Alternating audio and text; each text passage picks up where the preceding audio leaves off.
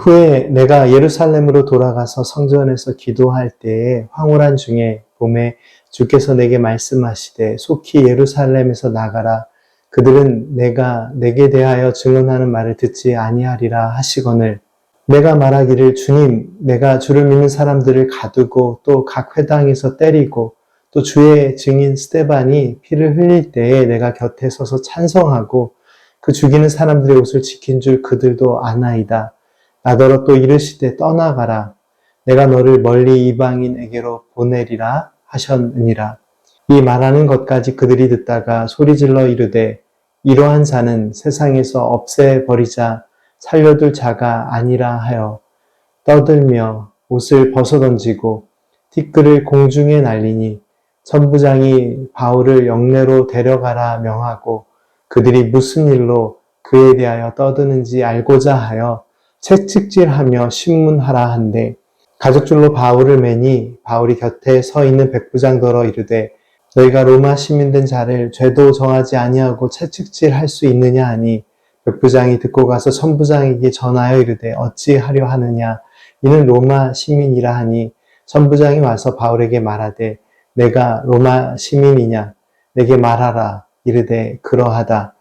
천부장이 대답하되 나는 돈을 많이 들여 이 시민권을 얻었노라. 바울이 이르되 나는 나면서부터라 하니 신문하려던 사람들이 곧 그에게 물러가고 천부장도 그가 로마 시민인 줄 알고 또 그 결박한 것 때문에 두려워하니라. 사도행전 22장 1절부터 이어지는 사도 바울의 자기 변론의 내용은 다메섹으로 가는 길에 부활하신 예수님을 만난 간증의 내용으로부터 17절부터는 성전에서 환상을 본 영적 체험으로 이어집니다. 부활하신 주님을 만나고 특별한 영적 체험을 통해 예수님을 믿는 그리스도인으로 거듭난 후에 사도 바울은 예루살렘으로 돌아와 성전에서 기도하다가 특별한 은혜를 경험합니다. 사도 바울은 성전에서 기도하는 중에 환상 중에 주님의 음성을 듣습니다. 주님께서는 사도 바울에게 떠나가라 라는 말씀을 주십니다.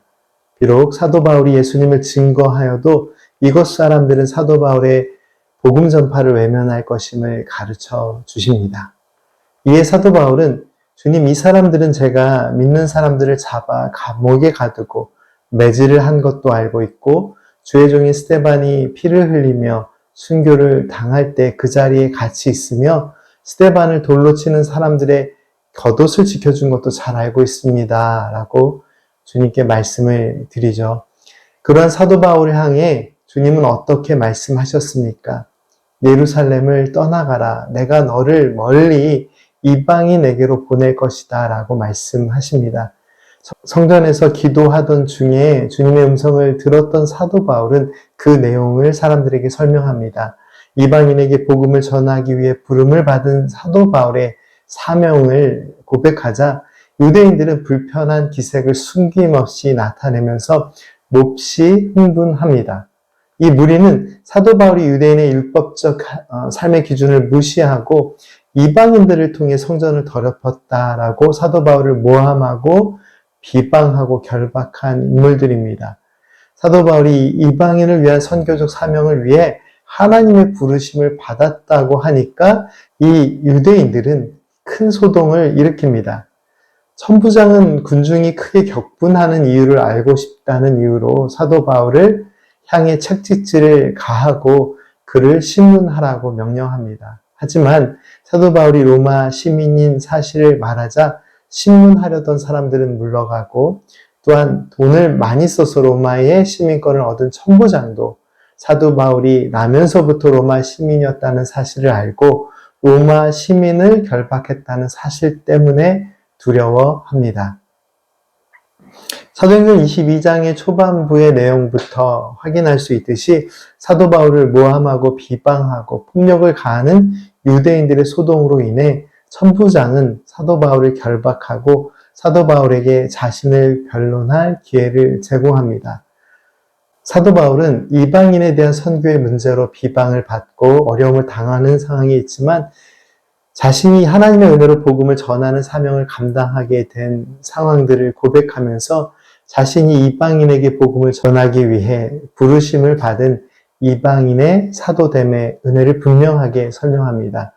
이방인을 향해 복음을 전하라고 부르신 주님의 뜻을 고백하고 있는 오늘 본문 말씀은 사도 바울의 자기 정체성에 대한 이해가 무엇인지를 잘 보여주고 있습니다.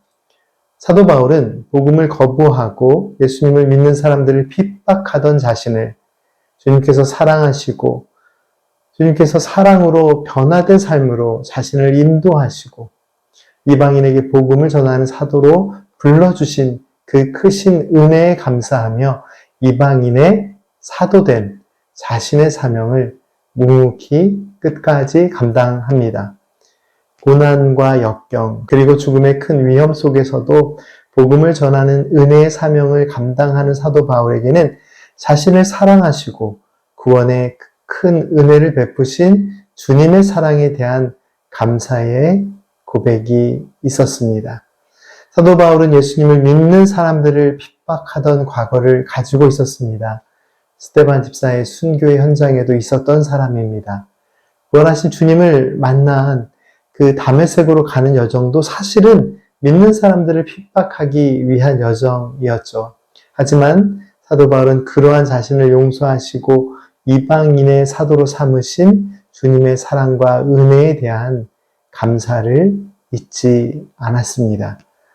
사랑하는 성도 여러분, 믿음의 삶의 중심에는 우리를 사랑하시고 구원하시는 하나님의 은혜에 대한 감사가 있어야 합니다. 예수님을 만나기 전 행실이 온전하지 못했던 많은 신앙인들의 모습이 있습니다. 하지만 복음 안에서 변화된 기쁨의 삶을 살게 하시는 우리 구주 예수 그리스도, 부활하신 주님을 만나고 우리의 믿음의 삶이 새롭게 시작됐다면 이제 우리가 살아야 할 믿음의 삶은 예수님의 사랑 안에서 복음을 전하는 은혜의 삶, 복음의 증인된 믿음의 삶이 되어야 합니다. 예수님의 향기를 나타내는 은혜 열매로 우리 각 사람을 부르신 하나님의 뜻에 응답하며 오늘도 하나님의 부르심에 합당한 믿음의 삶을 살아갑시다. 함께 기도드리겠습니다. 할렐루야, 부활하신 주께서 함께 하시고 하나님의 크신 사랑 안에서 변화된 믿음의 삶을 살게 하시니 감사드립니다. 예수님의 사랑을 온전히 나타내는 복음의 증인된 은혜의 삶을 살게 하옵소서. 예수님의 이름으로 기도드립니다. 아멘.